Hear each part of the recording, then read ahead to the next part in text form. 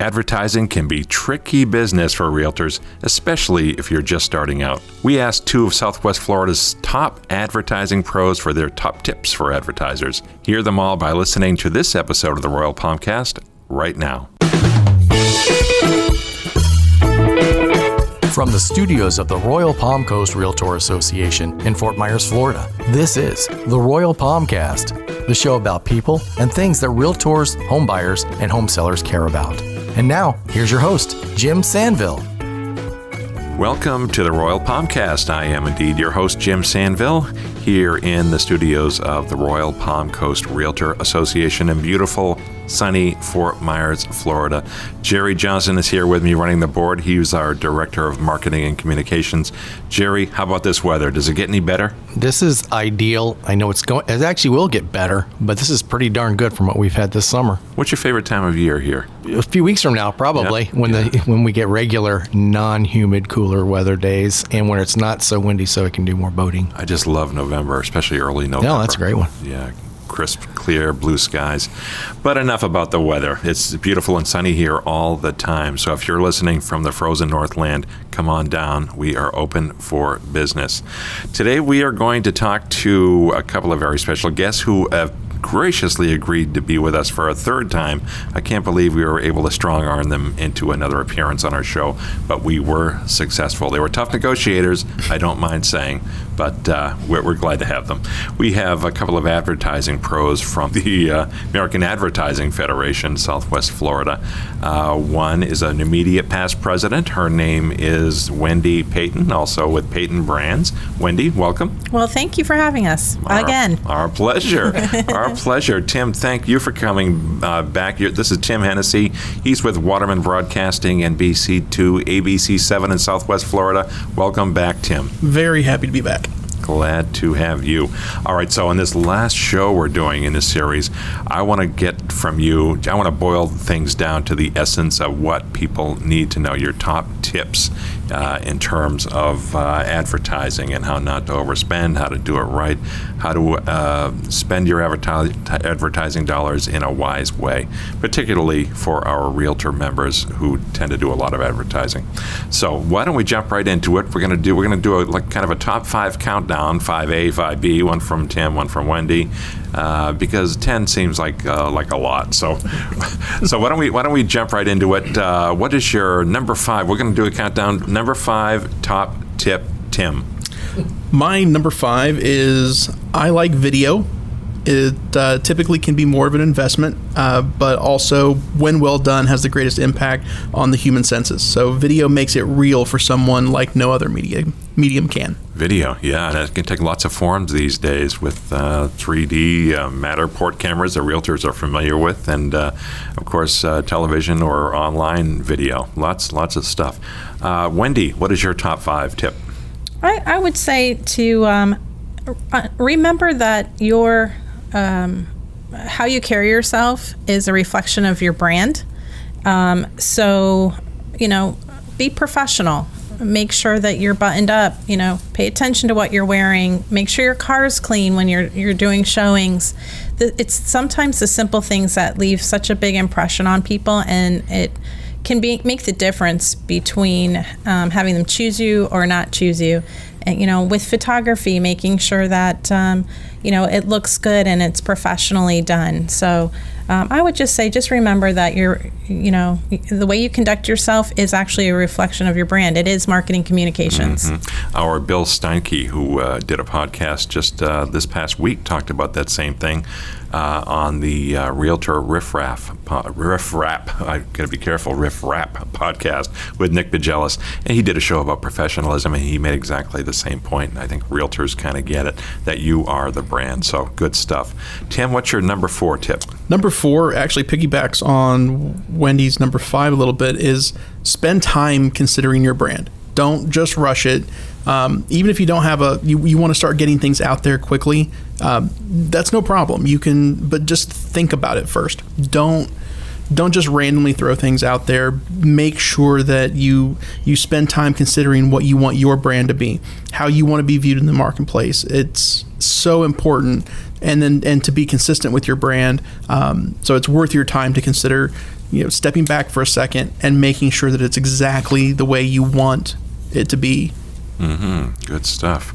Good stuff. Wendy, your number 4 tip. Well, I would like to remind realtors and real estate agents to maintain a good database of your customers. Every interaction that you have is a potential for a customer or a referral, if not customer. Both are important to your business, so make sure that you're maintaining good database and that you're making sure that it's clean. And also respecting the privacy of people who ask not to be part of your database, making sure that that's cleaned up as well.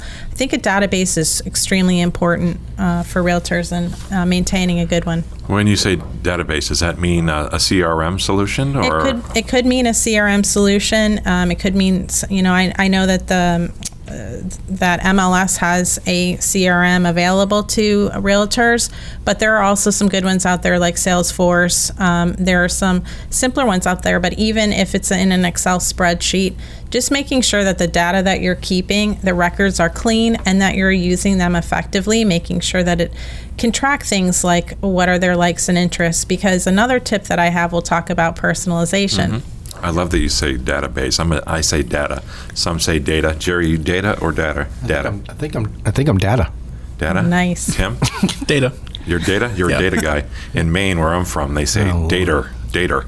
They just add that at the end up there. So. That's a great tip because it all comes back to relationships. Yeah. People, like you were referencing earlier, Tim, but getting to know someone that you're comfortable with, and then you can build that rapport. Again, that was also... Well, and for those newbies, Wendy brings up a great point, is that you really, don't do it just from a relationship standpoint, because if they asked you not to send something, then, you shouldn't send it. But use a software system that can be unsubscribed, because there are federal rules and regulations required that you're required to maintain to not send somebody something if it wasn't solicited. I mean, you can get away with sending the one, but if they don't have an opportunity to unsubscribe, then you're in violation of those rules. Yeah, I think we've all had experience with the do not call list. That's kind of in a different area, but reputable companies and people are going to pay attention to those rules and abide by record-keeping requirements. So, yeah, don't bug people or don't reach out to people if they don't want to be. It's a very, very important point. Tim, I think we're at number 3. What is your number 3 tip, please? My number 3 is, if you're just getting started, social media is the best place to start. It's the easiest, the simplest for you to do yourself. Go back to, my number 4, spend some time talking about your brand before you just jump into it, but make sure that it's not the only place.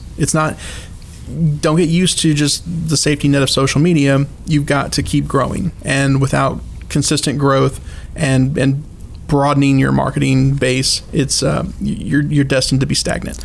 Is it important to use various social media platforms so that you can segment your messaging? You're going to reach out to a different group, perhaps on Instagram versus Facebook versus YouTube. Yeah, and you can actually, it's extremely important to tailor your message to those social media platforms. You can be a lot more fun on Instagram, but you need to be a lot more buttoned up and professional on LinkedIn. People get really, really mad on LinkedIn if you bring up politics, if you're posting memes. That's not what that space is for. That is to educate, to be professional, and to showcase your credibility in your whatever industry space you're in. Facebook's a little more family friendly, but and then we even talked earlier about TikTok. You can have those moments of fun, but you got to make sure you're in the right space. Interesting.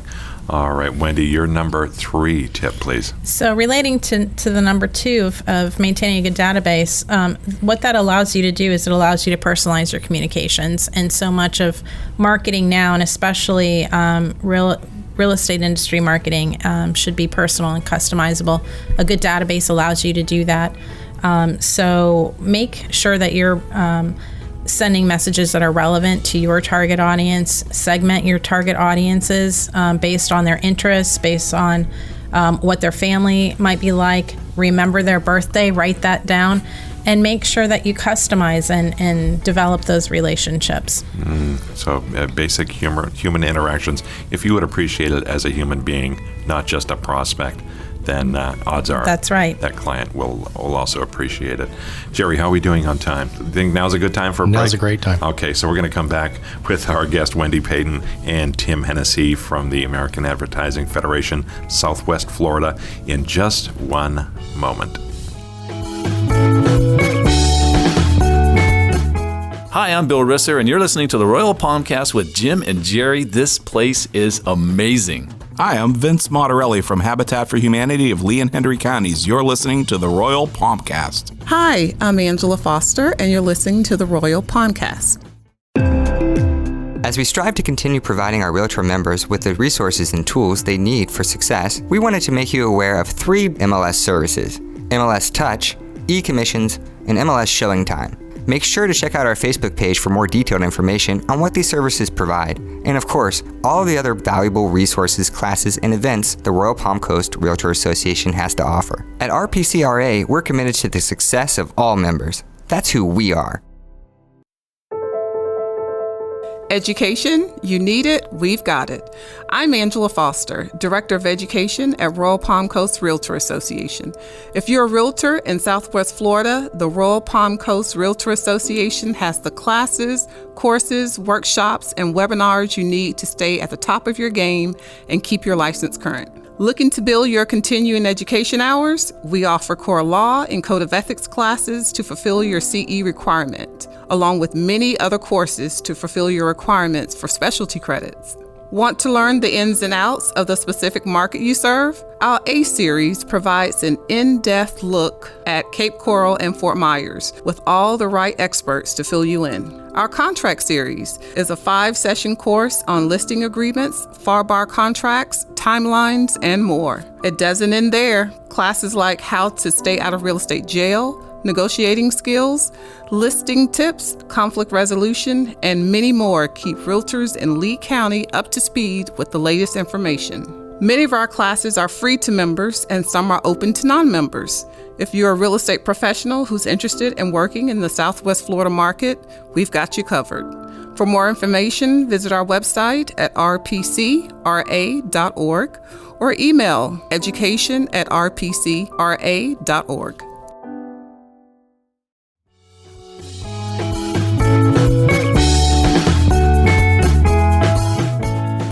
Welcome back to the Royal Palmcast. I'm Jim Sanville with Jerry Johnson.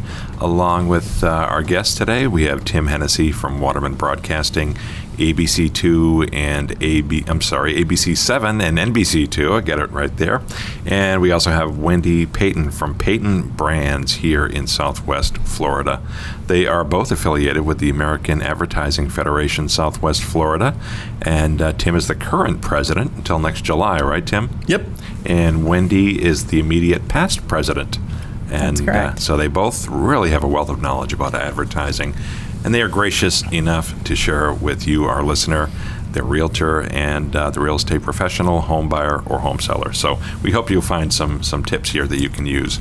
In this particular episode, and this is the third one that they've done with us, we're talking about, we're presenting the top tips and tricks for realtors, and we've kind of formatted it into a countdown list because that's we're very linear here in a reverse kind of way. But before we jump into the final four actually, two from each of you, the big tips, I want to find out. I want to ask your response to a couple of questions that I've kind of wondered about. In dealing with clients, what's the thing, one or two things that surprises them about advertising and their advertising options as they do business, as they advertise? Wendy? I think that sometimes we'll have clients that will come and say, hey, I need a website done, or I need a piece of collateral, I need a brochure done. And what they're really asking for is help in really positioning and branding them and telling their story.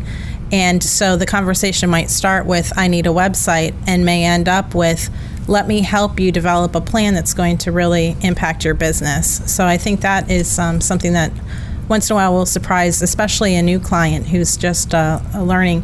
And we have so many successful entrepreneurs here in the market. A lot are self-taught and have just been really successful in what they do. So they'll come in and be surprised at how much we can really drill down into their business and help them thrive.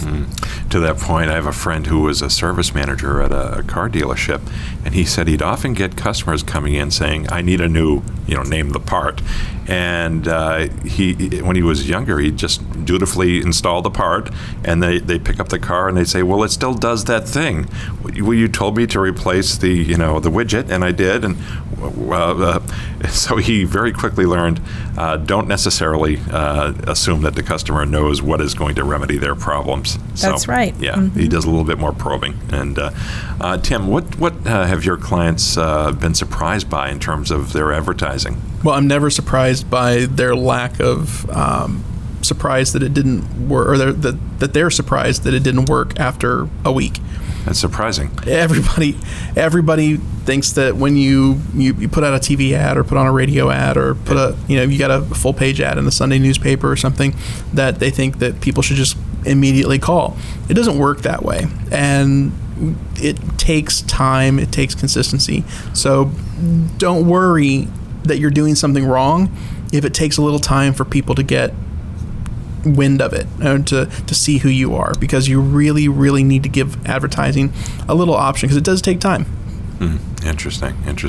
One other question before we jump into the list of top tips. What are the one or two things, Wendy, that you wish you knew when you're starting your career in advertising that you know now? I wish I had known that. You were going to ask that question. Yeah. No, I think I think my journey in my career over 25 years, and it's all been at advertising agencies, is it's okay to say no. It really is okay to draw some boundaries with a client, or it's not a good fit, or you think it's the wrong thing for them to do. And I think early on I wanted to be, to please my client. But sometimes, and I've, through maturity and experience, I've learned sometimes saying no is the way to please them best in the long run. Interesting. Without divulging any identities, can you provide an example of when you wish you had said no? Like this morning before this podcast. No, I'm just kidding. Where are you going with this? Yeah. Cut her mic, Jerry. Yeah. Cut that mic. No, I think that there are times where I get disappointed when things don't work well. Yeah. And I had a part in making that happen. And I had an understanding that it wouldn't because of my experience and knowledge. But I said yes, I would do that because that's what they wanted.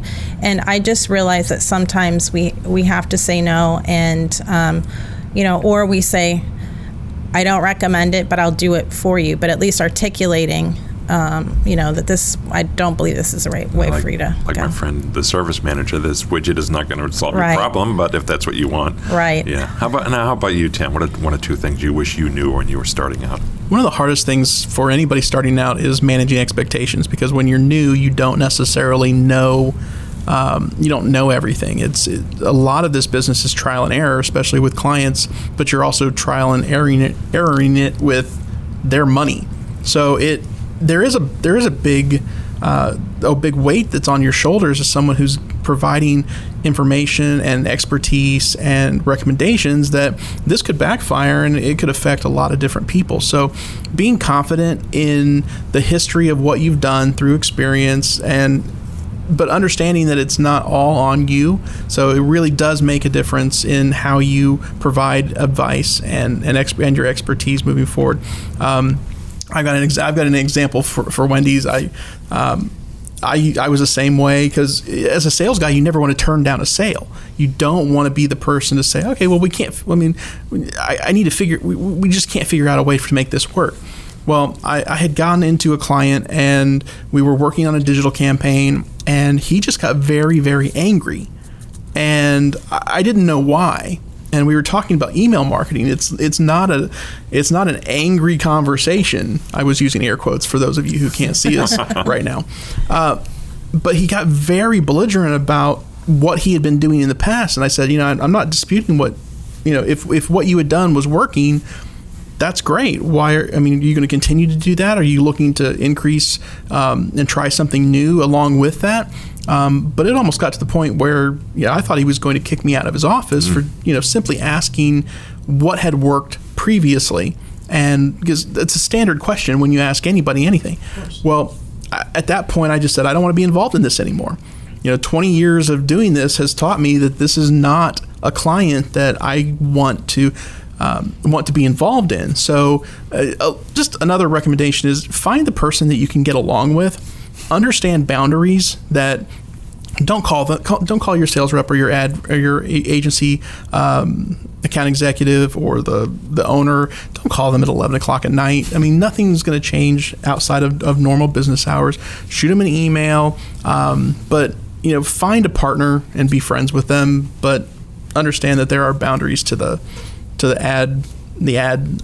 advertiser, salesperson / creative relationship. Sounds like you've gotten a phone call or two at 11 o'clock at night. Yes. Needy client, huh?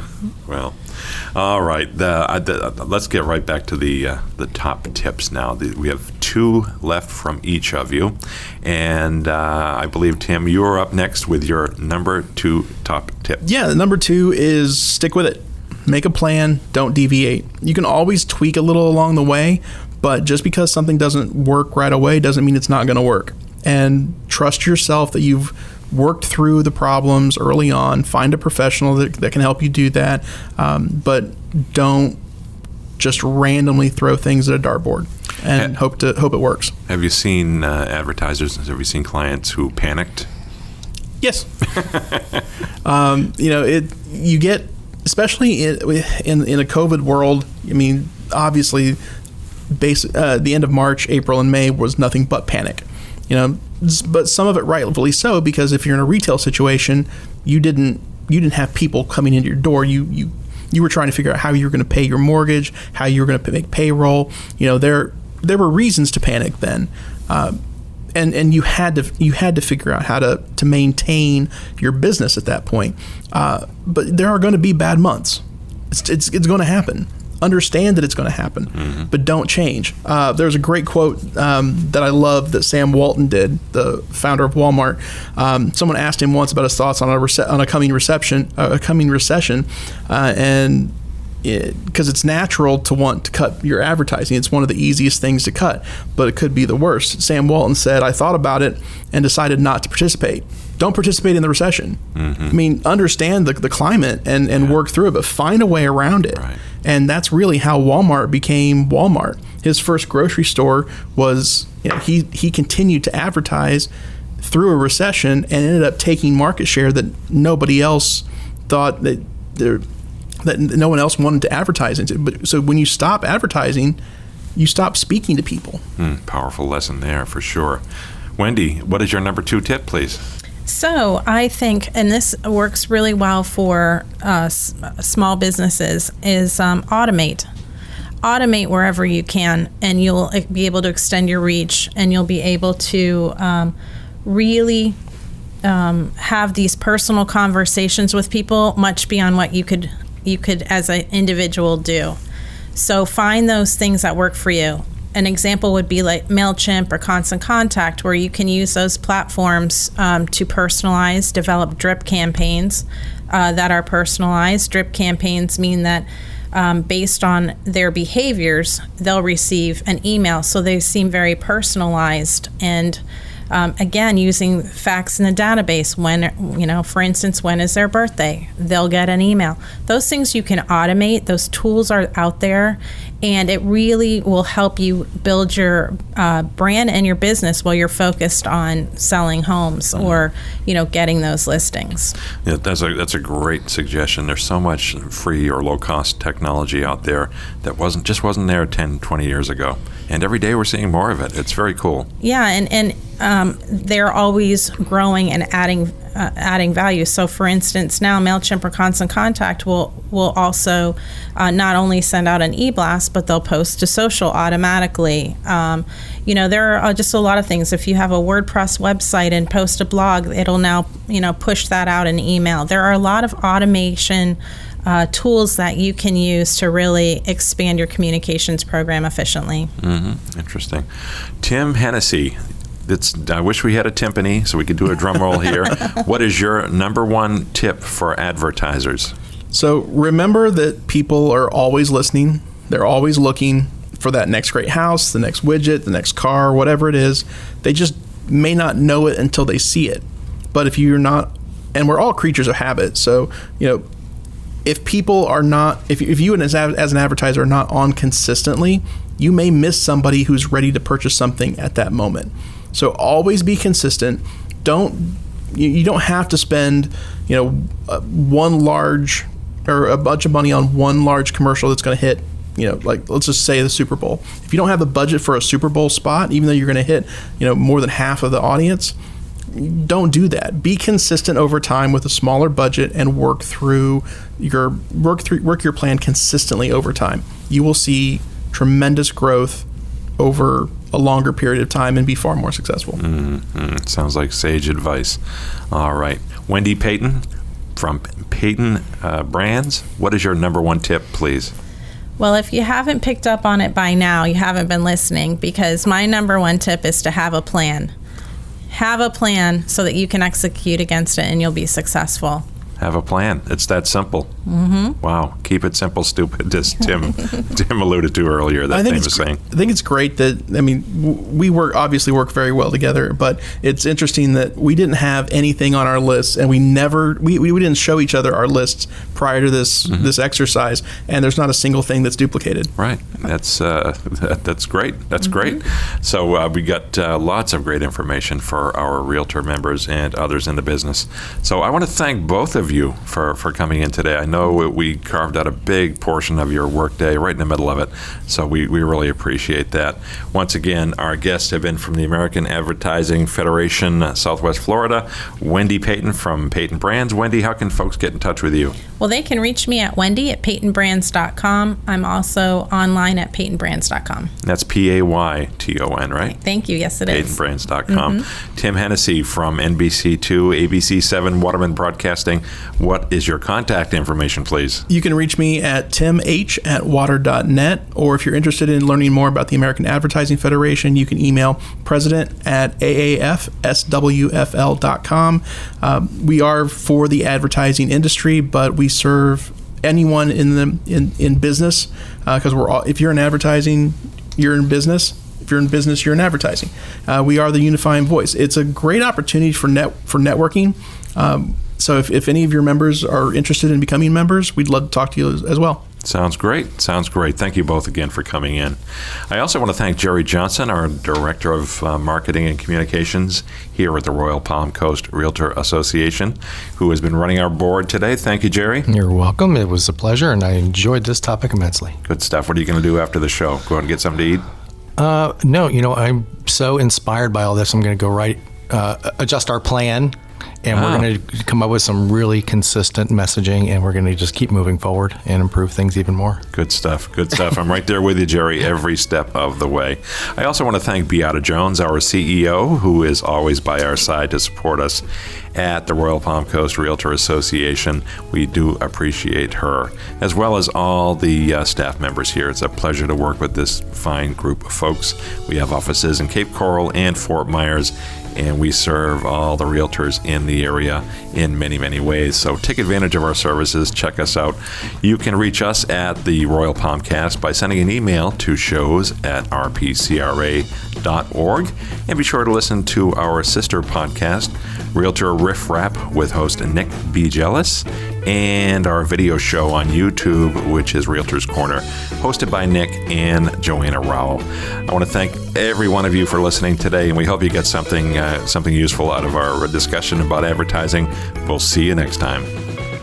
Thanks for listening to the Royal Palmcast. Tune in again for more episodes, and make sure to check out our sister podcast, Realtor Riff Rap, and our video news show, Realtor's Corner, which can be found on the Royal Palm Coast Realtor Association Facebook page and YouTube channel. Sponsorship opportunities for these programs and more coming soon. So stay connected with RPCRA and stay tuned. This has been a production of the Royal Palm Coast Realtor Association.